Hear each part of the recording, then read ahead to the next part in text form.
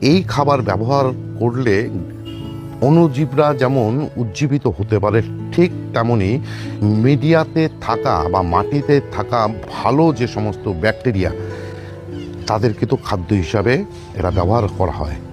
আর এই খাবারটির সঙ্গে যেমন ব্যাকটেরিয়াদের খাদ্য হিসাবে ব্যবহার হয়, অণুজীবরা উজ্জীবিত হয়, ঠিক তেমনি মাইক্রোনিউট্রিয়েন্ট কিন্তু পেয়ে যান। আমরা যে খাবারটি ব্যবহার করি 15-15-15, এই খাবারটি ব্যবহার করলে আর একটি তরল খাবার দিতে হয়। বিশেষ করে সমস্ত এনপিকের ক্ষেত্রেই ব্যবহার করলে সেই খাবার যদি লিচ হয়ে বেরিয়ে না যায়, তাহলে কিন্তু মাটিতে থাকা যে সমস্ত অণুজীব তারা কিন্তু ধ্বংস হতে শুরু করে। আর সেই ধ্বংসের কারণকে রোধ করতে বা সেই সমস্ত অণুজীবদেরকে বাঁচাতেই কিন্তু সেই তরল খাবারটি ব্যবহার করতে হয়। মিশন চন্দ্রমল্লিকার প্রথম পর্বে আপনাদেরকে দেখিয়েছিলাম মাদার গাছ থেকে চারা কাটিং করে সেই চারাকে বালিতে বসিয়ে চারা তৈরি করে যে রিপোর্ট করা হয়েছিল তার উপরে। আর বর্তমানে গাছগুলোতে চালু হয়ে গেছে একটি মাত্র খাবার চন্দ্রমল্লিকার জন্য, সেটা হচ্ছে 15-15-15। আর এই 15-15 খাবারটি দিলে চন্দ্রমল্লিকা গাছে আরেকটি খাবার ব্যবহার করতে হয়, সেটা হচ্ছে তরল খাবার। আর সেসব নিয়েই থাকবে আজকের এই ভিডিওতে। নমস্কার, আমি দেবজ্যোতি, কুচবিহার থেকে। আপনারা দেখছেন রান্তুর ছাদ বাগান। প্রতিদিনের অভ্যাস মতো আজও চলে এসেছি একটি ভিডিও নিয়ে। আর এই ভিডিওতে আপনাদেরকে দেখাবো মিশন 2, মানে চন্দ্রমল্লিকা মিশনের দ্বিতীয় পর্যায়ে কি করতে হয় গাছগুলোতে। চন্দ্রমল্লিকা গাছগুলো বাড়তে শুরু করেছে, এখন থেকে কিন্তু চালু করে দিতে হবে পিঞ্চিং। সেটা কিভাবে করবেন, সেটা হচ্ছে ঠিক এইভাবে গাছের যে ডগাগুলো রয়েছে সেই ডগাগুলোকে পিঞ্চ করে দিন। তাহলে কি হবে, উপর দিক থেকে বাড়তে না পেরে গাছে কিন্তু শাখা আসতে শুরু করবে। এবং সেই কাজটি চালিয়ে যেতে হবে সমস্ত গাছের ক্ষেত্রেই। মানে চন্দ্রমল্লিকার যত নতুন শাখা বেরিয়ে আসবে সমস্ত শাখাতেই কিন্তু এই যে পিঞ্চিংয়ের কাজ, এটাকে কিন্তু চালু রাখতে হবে এ সময়। এবং সঙ্গে করতে হবে যে সদ্য নতুন চারাগুলো বসানো যাদের রুট ট্রিটমেন্ট চলছে তাদেরকেও। তার কারণ এই যে ডালটি লম্বা হয়েছে এবং 7টি-8টি পাতা যুক্ত, সুতরাং একে যদি পিঞ্চ করে না দেওয়া হয় তবে কিন্তু গাছটি সমানে লম্বা হতেই থাকবে। আর যে সমস্ত গাছের বা চারা গাছের 7টি-8টি করে পাতা হয়ে যাবে সে সমস্ত ডালকে কিন্তু পিঞ্চ করে দিতে হবে এখন থেকেই।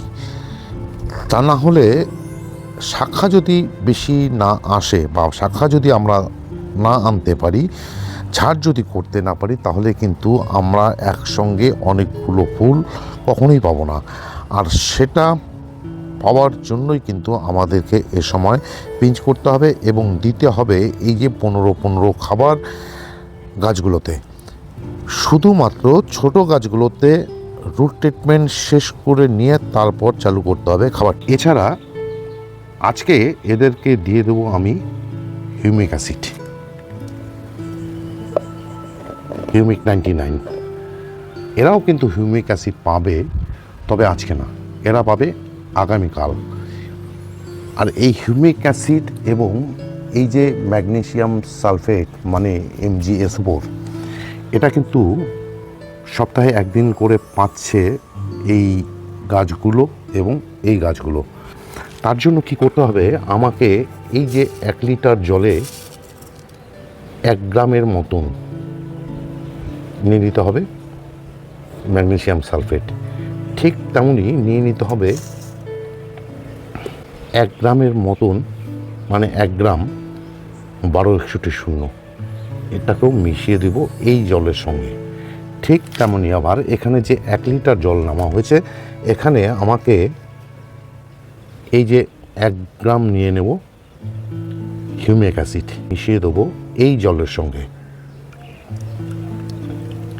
প্রথমে আমি এই যে মিশ্রিত জল, এই জলকে দিয়ে দেব আমি প্রতিটি গাছের গোড়াতে। যে গাছে যতটুকু জলের প্রয়োজন ঠিক ততটুকুই দিয়ে দেব এই গাছে। ঠিক তেমনই আবার এই গাছে দিয়ে দেব হিউমিক অ্যাসিড মিশ্রিত জল, যে গাছে যতটুকু পরিমাণে জলের দরকার। দেখুন ড্রেনেজ সিস্টেম কতটাই ভালো, দেওয়ার সঙ্গে সঙ্গে কিন্তু জল সমস্ত লিচ হয়ে বেরিয়ে গেল। শীতের ফুল গাছে আমরা যে খাবারটি ব্যবহার করি 15-15-15, এই খাবারটি ব্যবহার করলে আর একটি তরল খাবার দিতে হয়, যা কিনা লিকুইড একটি বুস্টার হিসেবে কাজ করে মাটিতে থাকা বিভিন্ন অণুজীব বা ভালো ব্যাকটেরিয়াদের ক্ষেত্রে। আমরা এই যে খাবারটি ব্যবহার করার ফলে কি হতে পারে সেটা জানাবো, এবং জানাবো সেই তরল খাবারটি কি করে গাছে দিতে হয় এবং কি করে গাছের জন্য তৈরি করতে হয়। এবার আসি আসল বিষয়, যে এই যে 15-15-15 খাবারটি ব্যবহার করলে কেন সেই তরল খাবারটি দিতে হয়। তার কারণ হচ্ছে এই যে 15-15-15 এর স্ট্যাবিলিটি ক্ষমতা কিন্তু অনেক বেশি, মানে লিচিং ক্ষমতা, মানে লিচ হয়ে বেরিয়ে যাওয়ার ক্ষমতা কিন্তু খুব কম, যার জন্য এই খাবারটি ব্যবহার করলে, বিশেষ করে সমস্ত এনপিকের ক্ষেত্রেই ব্যবহার করলে, সেই খাবার যদি লিচ হয়ে বেরিয়ে না যায় তাহলে কিন্তু মাটিতে থাকা যে সমস্ত অণুজীব তারা কিন্তু ধ্বংস হতে শুরু করে। আর সেই ধ্বংসের কারণকে রোধ করতে বা সেই সমস্ত অণুজীবদেরকে বাঁচাতেই কিন্তু সেই তরল খাবারটি ব্যবহার করতে হয়। এছাড়া আমরা যে সমস্ত এনপিকে, মানে ওয়াটার সলিউবল সাদা এনপিকে, লবণযুক্ত এনপিকে ব্যবহার করি, যেমন সালফেট অফ পটাশ মানে 0050, 05234, ব্যালেন্স এনপিকে 13-0-45, 13-40-13 ব্যবহার করি, সমস্ত খাবারই কিন্তু লিচ হয়ে যাওয়ার ক্ষমতা অনেকটা বেশি, যার জন্য সেই খাবারের দেওয়ার পরেও যদি আমরা তরল খাবারটি ব্যবহার করতে পারি তাহলে কিন্তু গাছের জন্য অতি মঙ্গল। আর এই খাবারটি আমরা ব্যবহার করতে পারি চন্দ্রমল্লিকা গাছে, গাঁদা গাছে, মানে শীতের সমস্ত ধরনের ফুল গাছের ক্ষেত্রে ব্যবহার করতে পারি, এবং ব্যবহার করতে পারি আমাদের কাছে থাকা যে সমস্ত গোলাপ গাছগুলো রয়েছে সেই সমস্ত গোলাপ গাছে, এবং ব্যবহার করতে পারি আমরা সবজি গাছের ক্ষেত্রে। এই যে তরল খাবারটি কি করে বানাতে হয় সেটা এবার আপনাদের সামনে আমি তুলে ধরব। এই তরল খাবারটি তৈরি করার জন্য আমাকে নিতে হতো ঘুঁটে, যেহেতু ঘুঁটে পাওয়া আজকালকার দিনে খুব দুষ্কর, যার জন্য নিয়ে নিতে হয়েছে আমাকে পুরনো গোবর সার, এবং নিয়েছি আমি চাল ধোয়া জল, নিয়েছি ভাতের ফ্যান, এটার মধ্যে বানাবো, যার জন্য আমি 200 গ্রাম নিয়ে নিয়েছি গোবর সার। এই জারের মধ্যে এই যে 1 লিটার জল আমি মিশিয়ে দেব। ঠিক তেমনি এখানে এই যে চাল ভেজানো জল, এটাও নিয়ে নিব আমি 500 ml। এই যে দেখুন 500 ml আমি চাল ধোয়া জল বা চাল ভেজানো জল নিয়ে নিলাম। এবার নিয়ে নেব 500 ml ভাতের ফ্যান। এই যে দেখুন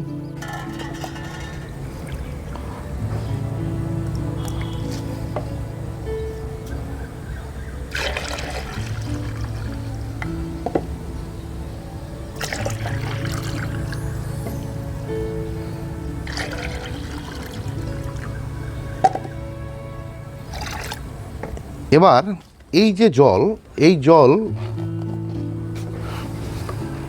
মেশানোর পর আমি এটাকে 2 দিন পচাবো, এবং 2 দিন পচালেই জলের রং কিন্তু হতে শুরু করবে চায়ের, মানে চায়ের লিকারের আকার ধারণ করবে। এবং দুটো পাত্রের মধ্যে যেহেতু হাফ লিটার করে, মানে 500 ml করে ভাতের ফ্যান এবং চাল ধোয়া জল নিয়েছি, এই দুটোকে একসঙ্গে মিশিয়ে এটাকেও রেখে দেবো 2 দিন। দুদিন পর সমস্ত জলকে একসঙ্গে মিশিয়ে আরও 2 দিন পচাবো। তার মানে সর্বমোট পচাবো 5 দিন। 5 দিন পচানোর পর এই জলকে, মানে এই যে টোটাল সর্বমোট হয়ে যাবে আমার 2 লিটার জল। এই 2 লিটার জলকে 1 লিটার জলে 5 লিটার জলের অনুপাতে আমাকে মেশাতে হবে আরও 10 লিটার জল।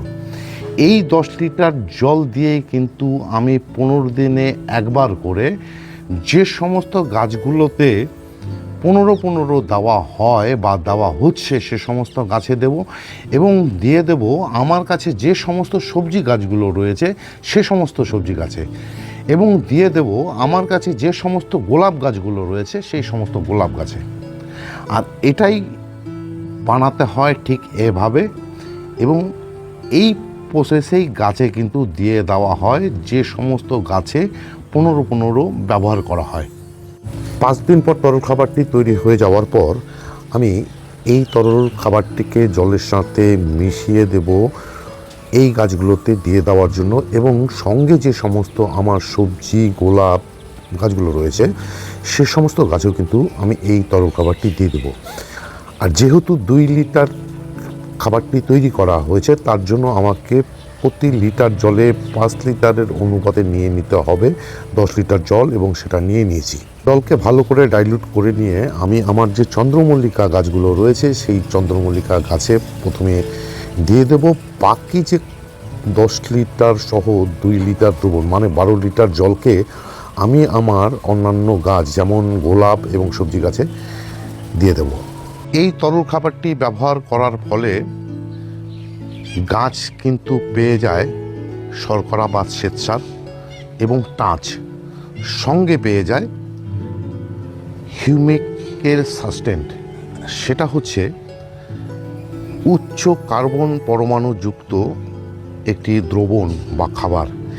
এই খাবার ব্যবহার করলে অণুজীবরা যেমন উজ্জীবিত হতে পারে, ঠিক তেমনি মিডিয়াতে থাকা বা মাটিতে থাকা ভালো যে সমস্ত ব্যাকটেরিয়া তাদের কিন্তু খাদ্য হিসাবে এরা ব্যবহার করা হয়। আর এই খাবারটির সঙ্গে যেমন ব্যাকটেরিয়াদের খাদ্য হিসাবে ব্যবহার হয়, অণুজীবরা উজ্জীবিত হয়, ঠিক তেমনি মাইক্রোনিউট্রিয়েন্ট কিন্তু পেয়ে যান। সোয়েল লেভেলে যারা কাজ করে থাকেন ওনারা কিন্তু একটি কথা বলে থাকেন যে 15-15 ছাড়া ওনারা গাছে আর কোনো রকম মাইক্রোনিউট্রিয়েন্ট দেন না। কিন্তু প্রশ্ন আপনাদের মনে হয়তো জাগতেই পারে, বা আমার মনেও প্রশ্ন জাগে যে শুধুমাত্র 15-15 খাবার দিয়ে সোয়েল লেভেলের জন্য কি করে গাছ তৈরি করা যায়। আর এই যে তরল খাবারটির কথা ওনারা কিন্তু কোনো দিনই কাউকে বলেন না, অথচ নিজেরা কিন্তু ব্যবহার করে যান। সেই তথ্য আমি জানতে পেরেছি জন্যই আমি আপনাদের সামনে এই যে তরল খাবারটি সেটাকে তুলে ধরলাম। এই খাবারটি আপনারা শীতের ফুল গাছের জন্য যখনই 15-15 ব্যবহার করবেন, ঠিক এই তরল খাবারটিকে মাসে অন্তত 2 বার ব্যবহার করবেন সেই সমস্ত গাছের জন্য। তাহলেই দেখবেন আপনাদের গাছও তৈরি হয়ে যাবে সোয়েল লেভেলে। আর এটাই ছিল আজকের ভিডিও। আজকের ভিডিওটি যদি ভালো লেগে থাকে বা ইনফরমেটিভ বলে মনে হয় তাহলে একটি লাইক দেবেন, কমেন্ট করবেন, এবং এ ধরনের নিত্য নতুন ভিডিও মানে চন্দ্রমল্লিকার বিভিন্ন পর্যায়ের ভিডিওগুলি যদি দেখতে চান তাহলে আমার চ্যানেলটিকে অবশ্যই সাবস্ক্রাইব করে নেবেন। সবাইকে অশেষ অশেষ ধন্যবাদ এবং শুভেচ্ছা জানিয়ে আজকের এই ভিডিওটি শেষ করছি। সবাই ভালো থাকবেন, সুস্থ থাকবেন, সবুজের সাথে থাকবেন। ধন্যবাদ।